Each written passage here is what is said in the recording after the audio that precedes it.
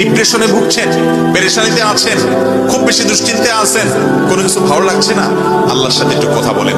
আল্লাহ, আপনি আমার সৃষ্টিকর্তা, আপনি আমার মালিক, আপনার কাছে আমার ফিরে যেতে হবে। আপনার কত অবাধ্য হয়েছি, কত নাফরমানি করেছি, কত সীমা লঙ্ঘন করেছি, কত নির্দেশ অমান্য করেছি, কত নিষেধ লঙ্ঘন করেছি। আল্লাহ, এগুলোর জন্য পাকড়াও করলে আমার কোনো উপায় থাকবে না। মালিক, এখনো নাকের ডগা নিঃশ্বাস আছে, এখনো ক্ষমা চাওয়ার সুযোগ আছে। আপনি ক্ষমা চাইলে ক্ষমা করে দেন। আমি তওবা করছি, আর কখনো নির্লজ্জ কাজ করব না, আপনার নাফরমানি করব না।